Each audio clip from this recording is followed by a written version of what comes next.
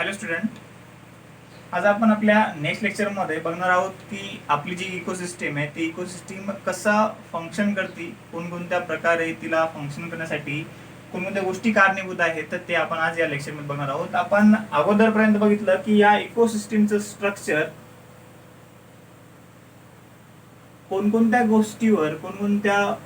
गोष्टीच्या आधारे कम्प्लीट बनत असतं, त्याचं कम्प्लीट कंपोजिशन, त्याचे वेगवेगळे कंपोनंट आपण बघितले. नंतर आपण या इकोसिस्टीमचं जो काही सेकंड आपला टॉपिक आहे तो बघणार आहोत, दॅट इज इकोसिस्टीमचं फंक्शन. की कशी इकोसिस्टीम फंक्शन प्ले करते किंवा फंक्शनल रोल प्ले करत असते, किंवा कशी एखाद्या इकोसिस्टीम मध्ये एखादा ऑर्गॅनिझम किंवा तिथे राहणारी जी काही कम्प्लीट कम्युनिटी आहे, एखादी पॉप्युलेशन आहे, ती कसा फंक्शनल रोल प्ले करत असते त्या इकोसिस्टीम साठी किंवा तिथे असणाऱ्या त्या एन्व्हायरमेंट साठी. किंवा आपण एक शॉर्टकट मध्ये सांगू की कसा एखादा ऑर्गॅनिझम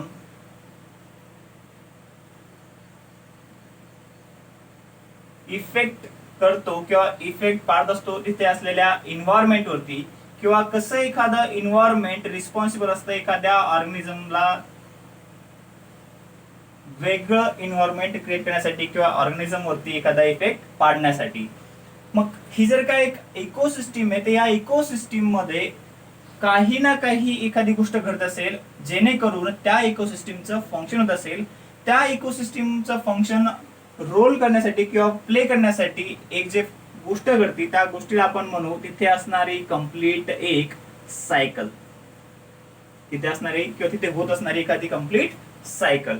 या सायकल मध्ये आपण सांगणार की इथे असणारा जे काही एक स्मॉल प्रोड्युसर आहे, काय एक स्मॉल प्रोड्युसर, तो रिस्पॉन्सिबल असतो काही ना काही गोष्ट प्रोड्यूस करण्यासाठी. देन ह्या प्रोड्यूस केलेल्या गोष्टीला कोणी ना कोणी काय करेल, इनगम करेल किंवा कंझ्युम करेल ऍज अ फूड म्हणून. देन अगेन ज्या गोष्टीने त्याला कंझ्युम केलेलं आहे, अगेन तिथे असणाऱ्या त्या एक्सट्रॅक्टरना किंवा एखाद्या ऑर्गॅनिझमला अगेन त्याच्यावरचा ऑर्गॅनिझम काय करेल, इनगल्फ करेल किंवा कंझ्युम करेल, आणि कंटिन्यू अशी ही सायकल त्या इकोसिस्टीम मध्ये फ्लो होत असते किंवा ती इकोसिस्टीम मध्ये सायकल ती चालत असते. या छोट्याशा चेनद्वारे किंवा त्या कम्प्लीट सायकलद्वारे त्या इकोसिस्टीमचं फंक्शन नेहमी सुरू असतं. जर का आपल्याला एखादं एक्झाम्पल घ्यायचं झालं तर आपण एखादं एक्झाम्पल घेऊ आपल्या पॉन्ड इकोसिस्टीमचं. पॉन्ड इकोसिस्टीम बघा, जर का एखादा पॉन्ड आहे तर त्या पॉन्ड मध्ये कंप्लीट वॉटर सरफेस वरती ग्रो होणारी जी एक वनस्पती असते किंवा जे काही प्लांट्स असतात त्या प्लांट्सला आपण म्हणतो फायटोप्लॅंक्टॉन्स. कन्सिडर करा, it is a small or minor structure of plants called as a phytoplanktons. First thing is phytoplanktons. Planktons, phytoplanktons. Then these phytoplanktons consumed by a small zooplanktons beneath the or below the surface of water called zooplanktons. बघा, जसं आपण म्हणलो काय की सुरुवातीला इथे असणारे small small plantlets आहेत, सेम त्याच साईजचे की त्याच्यापेक्षा थोडे मोठ्या साईजचे या वॉटर सरफेसच्या खाली काय प्रेझेंट असतात, animals, small animals called as zooplanktons. Then again zooplanktons consume by small fishes. Small fishes,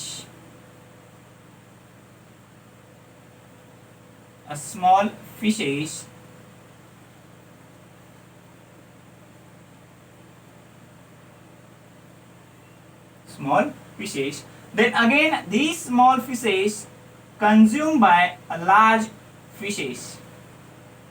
This is a example for the ecosystem how function, and the structure is only considered as a fish, not a look like fish. This is an example. Small fish consumed by large fish. Then again lastly these large fish again consumed by another large fish. Another large fish means what? More large fish. Then lastly these large fish are dead, and then these dead large fish consumed by or decomposed by decomposer which is present deeply present in a pond water. Such decomposers also called micro consumer or also called as decomposer. मग या decomposer मध्ये आपण example देऊ शकतो एखादा bacteria, एखादा fungi, की या डेड ऑर्गॅनिक मॅटर वरती ग्रो करणारे मायक्रो ऑर्गॅनिझम्स, म्हणून त्यांना आपण म्हणलो मायक्रो कन्झ्युमर्स. ही एक स्मॉल चेन आहे, कम्प्लीट या पॉन्ड इकोसिस्टीम मध्ये ती रन होत असते आणि याच प्रकारे ही pond ecosystem as a function play करत असते किंवा फंक्शनल रोल प्ले करत असते त्या इकोसिस्टीम साठी. बघा आता इथे जे काही फायटोप्लॅन्क्टन्स आपण दाखवले, तर हे आपण अगोदर सुद्धा सांगितलं स्ट्रक्चर मध्ये की या ठिकाणी हे फायटोप्लॅन्क्टन्स किंवा अनदर जे काही प्लांट असतात ते एनर्जी ट्रॅप करत असतात, कॅप्चर करत असतात येणाऱ्या या सन कडून. ठीक आहे. मग जी काही एनर्जी इथे ट्रान्सफर होते तर ती same energy next trophic level मध्ये काय होते? ट्रान्सफर होते. आणि जसं जसं ट्रॉपिक लेवल मध्ये किंवा जसं ह्या नेक्स्ट स्टेप मध्ये ती ट्रान्सफर होत राहील, तर याच प्रकारे किंवा याच सायकलद्वारे energy again and again complete त्या इकोसिस्टीम मध्ये ट्रान्सफर होत असते. जसं आपण सांगितलं दिवशी काय की एनर्जी क्रिएट करणं सुद्धा पॉसिबल नसतं, एनर्जी डिस्ट्रॉय करणं सुद्धा पॉसिबल नसतं according to chemistry law, thermodynamics law त्याला म्हणतो आपण.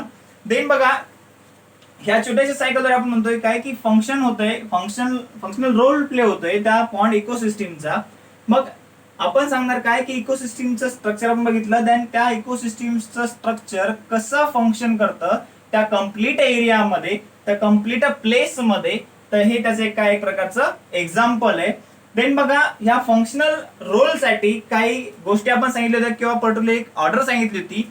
ती ऑर्डर सुद्धा आपण दाखवू शकतो की कसं एखाद्या गोष्टीचं इनपुट होतंय, कसं एखाद्या गोष्टीचं इनपुट होतंय. इथे असणारे जे काही आपण म्हणतो फायटोप्लॅन्क्टॉन्स आहेत, ते फायटोप्लॅन्क्टॉन्स काहीतरी प्रोडक्टच्या फॉर्म मध्ये एखादी गोष्ट तयार करते. जर का या प्रोडक्टला आपण ब्रेक केलं किंवा एखाद्या कंझ्युमरनं कंझ्युम केलं तर त्याला ऑटोमॅटिक एक गोष्ट मिळते, ती म्हणजे आपण सांगू शकतो काय? एनर्जी. ती सांगू शकतो आपण काय? एनर्जी. ठीक आहे. Then as a product, as a organic material जर का प्रोडक्ट तयार होते तर अगेन हे प्रोडक्ट किंवा ही एनर्जी काय होणं गरजेची असती? ट्रान्सफर होणं गरजेची असती. मग बघा एका जर का आपण कन्सिडर केलं ही first trophic level, then second trophic level, third trophic level, fourth trophic level, fifth and sixth. जर का आपण लेवल बघितल्या तर आपल्याजवळ 6 लेवल आहेत. ह्या सगळ्याच्या 6 लेवल मध्ये एनर्जी ट्रान्सफर होते. देन आपण लास्टला म्हणलो होतो काय की आउटपुट. आपण लास्टला काय म्हणतो? आउटपुट. आउटपुट म्हणजेच काय की ज्या डिकम्पोजर्सनं ही एनर्जी स्वतःमध्ये घेतलेली आहे, ते अगेन ही एनर्जी ते फर्स्ट ट्रॉपिक लेवल पर्यंत किंवा त्या तिथल्या ऑर्गॅनिझम पर्यंत पोहोचण्याचं काम पण असते ह्या मायक्रो कन्झ्युमरचं किंवा डिकम्पोजरचं. म्हणून म्हणतो आपण इथं एक आउटपुट वर्ड यूज केलेला आहे, जेणेकरून एखाद्या गोष्टीतून आपण इनपुट घेतोय आणि त्या इनपुट झालेल्या गोष्टीमधून काहीतरी आउटपुट मिळत असतं, तर ऍज अ एनर्जी ऑर रिबॅक एनर्जी म्हणून या इकोसिस्टीमचं फंक्शन मध्ये आपल्याला तीच एनर्जी वापस मिळते. फक्त बघा की ज्यावेळेस आपण समोर नेक्स्ट स्टेप बघणार, आपला जे काही एनर्जी फ्लो असणार आहे, एनर्जी फ्लो डायग्राम्स असणार आहे, त्या एनर्जी फ्लो मध्ये इन डिटेल एनर्जीचा फ्लो कसा होतो, एनर्जीचा फ्लो किती पर्सेंट होतो, या सगळ्या गोष्टीचा आपण स्टडी करणार आहोत. पण या ठिकाणी फक्त आपल्याला एकच वर्ड कन्सिडर करायचं आहे as a energy, and then energy transfer from input level to the output level by the such topic level. Then आपण आता स्टार्ट करणार आहोत आपला next topic, the first thing is that productivity.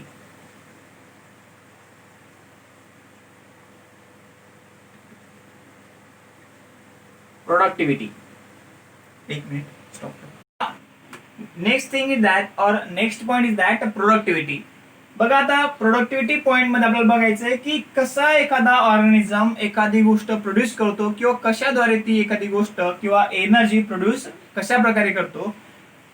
त्या प्रोडक्टिव्हिटीसाठी आपल्याला याची डेफिनेशन बघून घ्यावं लागेल किंवा बघायला लागेल. बघा, it is the rate of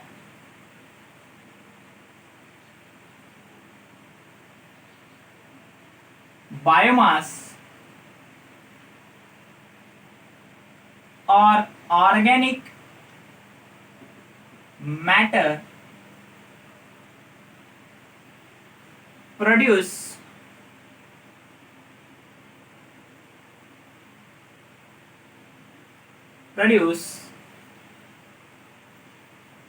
by producer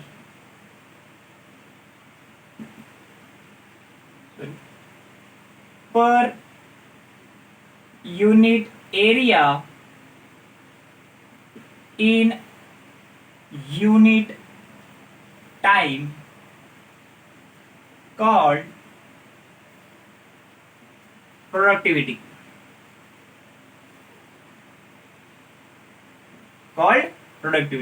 बघा, प्रोडक्टिव्हिटी म्हणजेच काय की एक पर्टिक्युलर रेट कशाचा, तर बायोमासचा किंवा ऑर्गॅनिक मॅटरचा. म्हणजेच जे एखादा ऑर्गॅनिक मॅटर जर का तयार होत असेल किंवा बायोमास जर का तयार होत असेल तर त्याचा पर्टिक्युलर रेट, तर रेट प्रोड्यूस होत असतो कोणाद्वारे, तर प्रोड्युसर्सद्वारे. मग आता हा पर्टिक्युलर जो काही ऑर्गॅनिक मॅटर तयार होणार आहे तर त्याच्यासाठी पर्टिक्युलर एखादा एरिया लागणार आहे, बरोबर आहे. ज्या अर्थी आपण म्हणतो एखाद्या गोष्टीचा बायोमास वगैरे असतं, त्या biomass means what, complete acquire केलेली किंवा ऑक्युपाय केलेली जागा, तर त्या जागा किती असणार आहे, ठीक आहे. देन तेवढी जागा किंवा तेवढा ऑर्गॅनिक मॅटर साठी लागणारा वेळ किंवा तयार होण्यासाठी लागणारा वेळ म्हणजेच प्रोडक्टिव्हिटी. म्हणजे तेवढ्या वेळेमध्ये तेवढ्या जागेमध्ये किती ऑर्गॅनिक मॅटर किंवा बायोमास तयार होते त्याला आपण म्हणणार त्या पर्टिक्युलर ऑर्गॅनिझमची किंवा त्या पर्टिक्युलर प्रोड्युसर्सची प्रोडक्टिव्हिटी. की त्या प्रोड्युसरचा किती रेट आहे, तो किती फास्ट एखाद्या एनर्जी पासून किंवा एखाद्या एनर्जी सोर्स पासून तयार करतो एखादा product.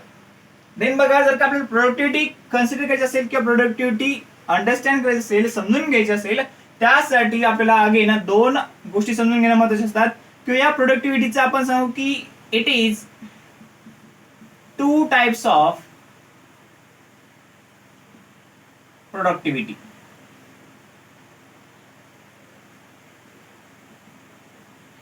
These two types of productivity. First is primary productivity. बघा, प्रायमरी प्रोडक्टिव्हिटी मध्ये जे काही रेट असणार आहे, की आपण डायरेक्ट याची सुद्धा डेफिनेशन लिहू शकतो. It is the rate of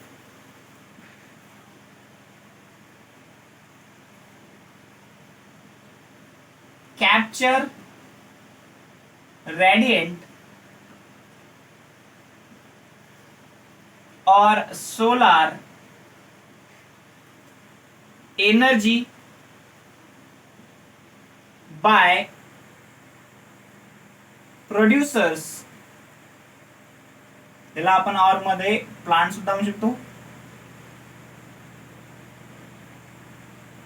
in unit time called primary productivity.